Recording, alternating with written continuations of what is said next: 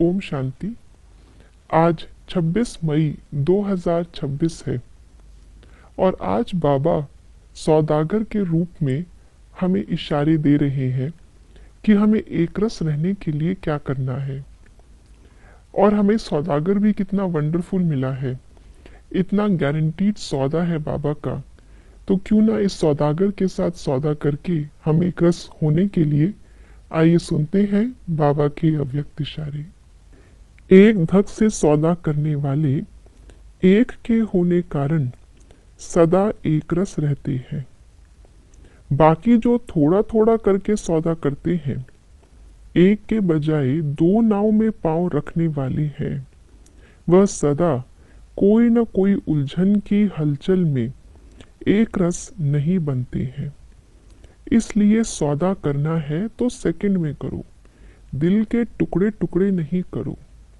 अगर हम प्रकृति को देखें तो जब से द्वैत मत शुरू हुई अर्थात द्वापर शुरू हुआ, तब से ही प्रकृति की हलचल शुरू हुई। उसके पहले सतयुग त्रेता में कोई उपद्रव नहीं थे, क्योंकि एक ही मत थी। अगर हम वर्तमान समय भी जीवन में अपने देखें तो जहाँ दो बातें मन में होती है वहाँ हमेशा द्वंद्व रहता है, जब तक उस दो में से हम एक को ना चुन लें।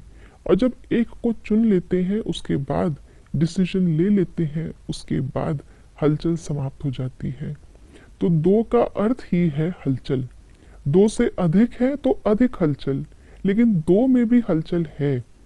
और हलचल से दूर जाने का एक ही उपाय है कि एक पर आ जाएं, एक बात को फिक्स कर लें, एक कर्म को फिक्स कर लें। तो ऐसे ही आज बाबा हमें एकरस होने के लिए एक के साथ सौदा फिक्स करने के लिए कहते हैं। वैसे भी सौदे के अंदर ईमानदारी ना हो तो उस बिजनेसमैन को ठीक नहीं मानते। उसके साथ सौदा करने के लिए कोई नहीं चाहता। और जिसका सौदा करने का रिकॉर्ड अच्छा हो, बिजनेस में भी ईमानदारी हो, उसके साथ सब बिजनेस करना चाहते हैं। तो एक के साथ बिजनेस करके अर्थात एक के साथ बाबा के साथ दिल का सौदा करके सब हमारे होना चाहेंगे। और अगर हमने उस एक स्वयं भगवान के साथ भी प्रीत नहीं निभाई, तो फिर किसके साथ और क्या प्रीत निभाएंगे।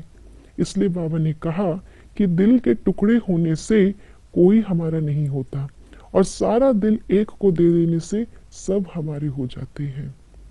साथ ही साथ अगर हम देखें, इसका यादगार भी भक्ति मार्ग में बना हुआ है।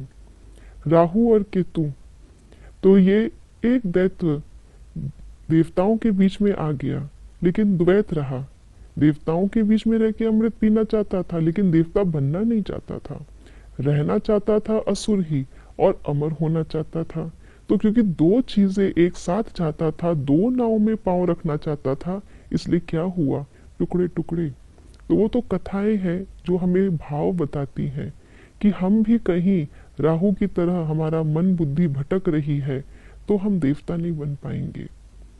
इसीलिए जो मन बुद्धि में आ रहा है वही कर्म करना है, यानी एक मत पर चलना है, एक के साथ सारा सौदा करना है। तभी हम देवता बन पाएंगे, तभी हम अमरपुरी में जा पाएंगे। ओम शांति।